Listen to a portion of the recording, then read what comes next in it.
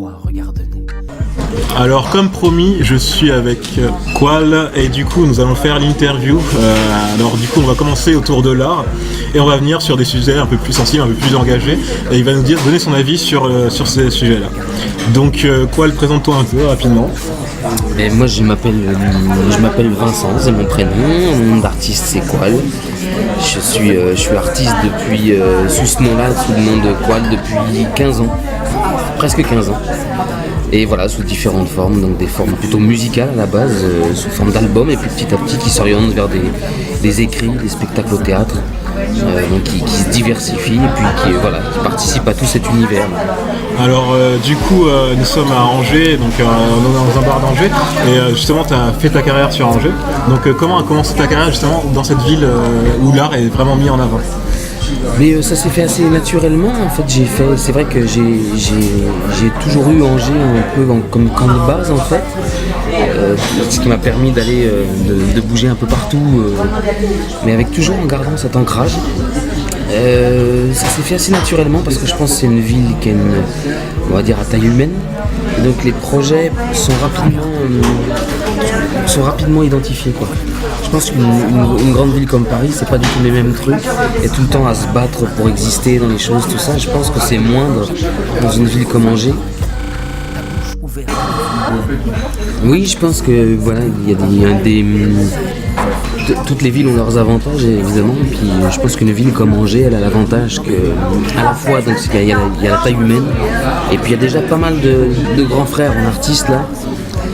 Des gens qui ont ouvert le chemin quoi. Je pense à des artistes en chanson, je pense à des artistes en théâtre, tout ça. Donc on a plein de référents. Et puis il y a des choses qui se sont mises en place, il y a des structures qui ont bossé, tout ça. Donc j'ai l'impression que pour moi les choses se sont faites assez naturellement dans ce sens-là, on va dire. Donc du coup j'ai deux questions par rapport à ce que tu viens de dire. Alors toi qui as vu effectivement Paris et Angers, donc tu as dû voir d'autres villes aussi, et est-ce qu'il y a d'autres villes qui t'ont juste ébloui au niveau artistique? Et deuxième question, c'est plus quel artiste t'a inspiré, quel artiste t'a donné envie de te lancer justement et de faire de ta vie une vraie euphorie artistique quoi? Du coup, il y a plein de villes, je pense, qui bougent vachement au niveau artistique. Et rien que près de chez nous, Nantes, quoi. Moi, j'hallucine Nantes. Il se passe plein de trucs aussi. Nantes, je dirais aussi des villes en Lyon. Ça m'avait assez scotché Lyon, quoi. C'est une fois où t'as tout le temps des trucs. En Bretagne aussi, plein de choses qui existent en plus dans les villes et aussi dans les villages autour, quoi. J'ai vu qu'il y avait toute une ville qui existait, qui n'était pas forcément, qui était des fois hors des sentiers battus, plein de lieux culturels alternatifs, plein de choses qui existent.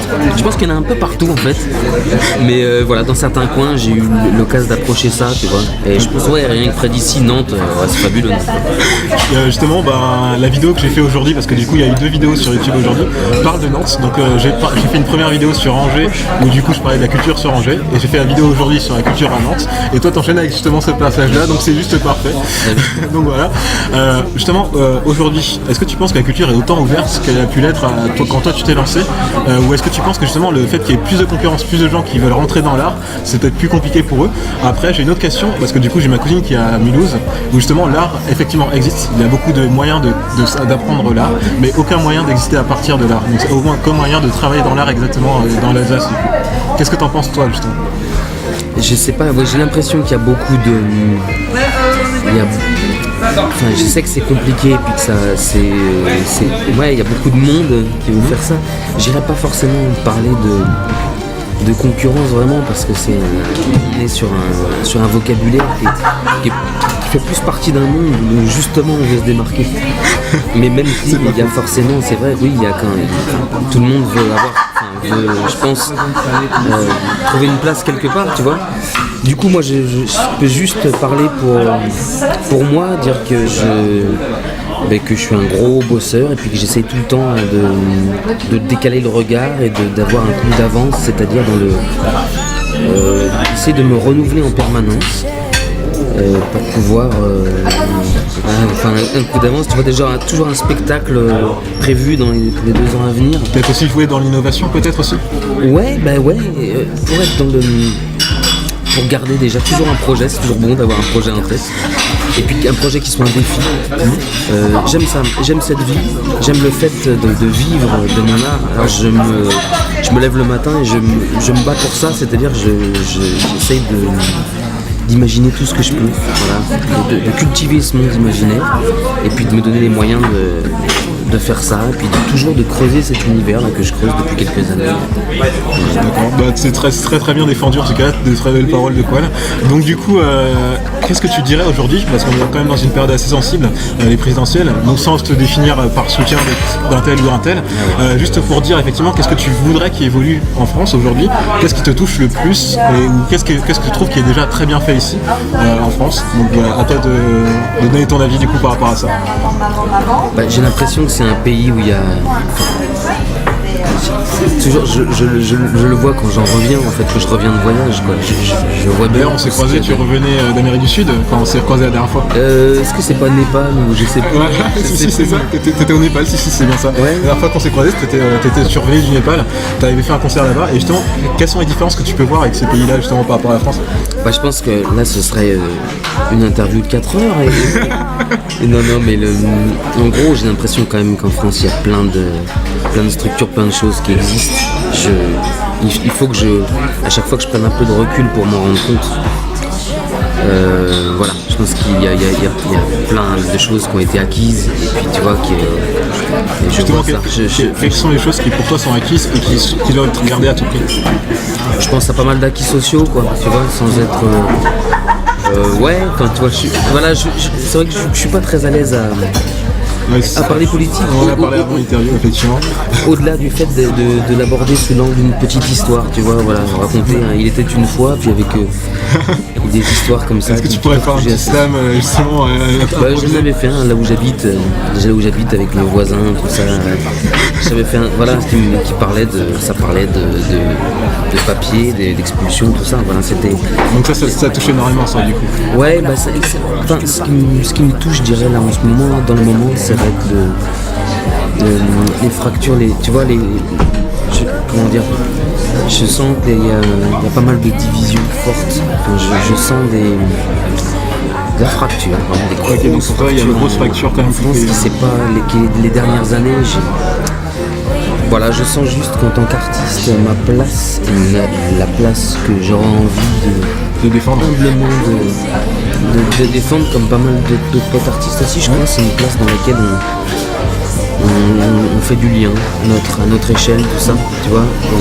On contribue à ce que les rapports sociaux soient...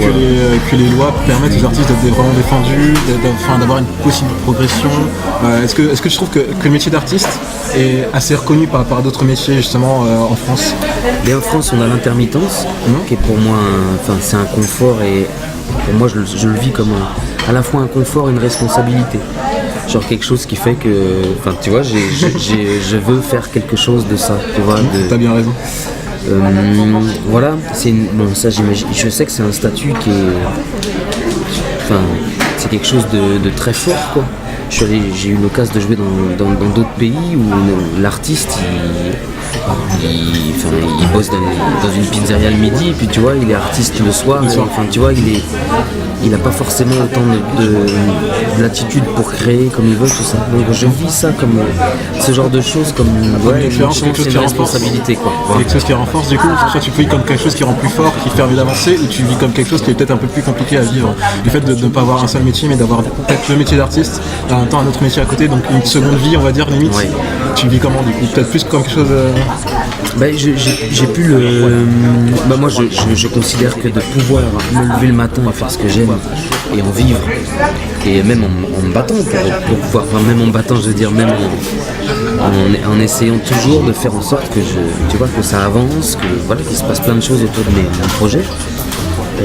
Je le vis comme plutôt une chance infinie, et je suis hyper heureux de faire ça, quoi, tu vois, voilà.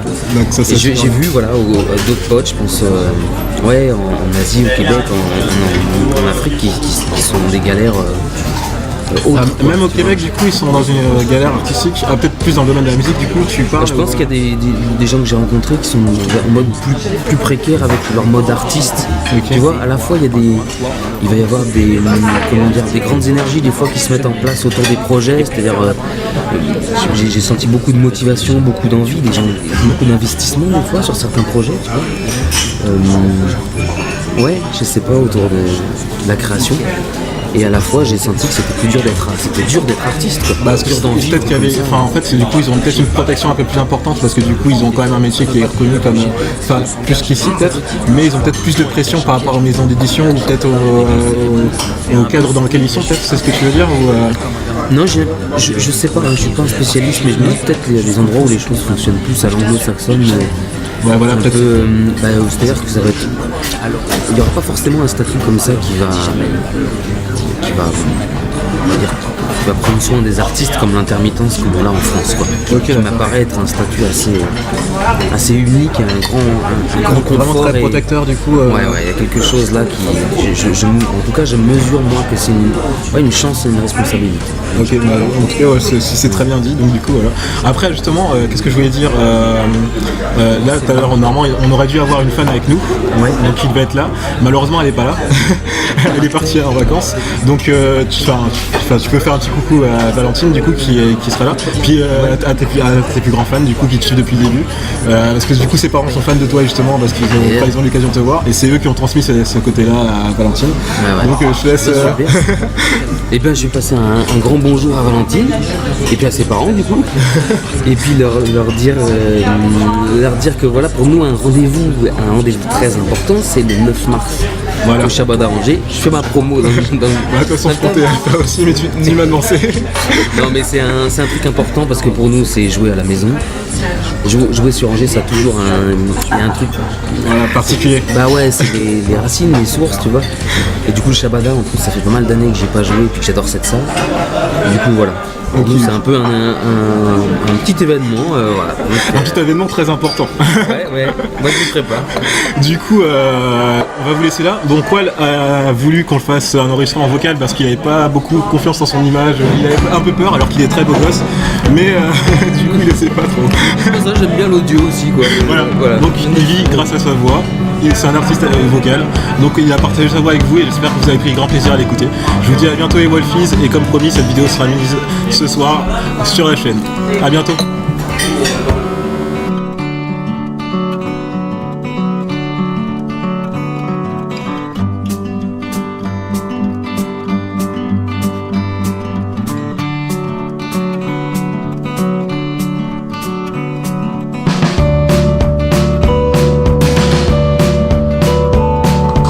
Alors n'hésite pas à t'abonner, à aimer et bien voir les vidéos. La prochaine fois ce sera peut-être un manga que je ferai entrer, il y a de fortes chances.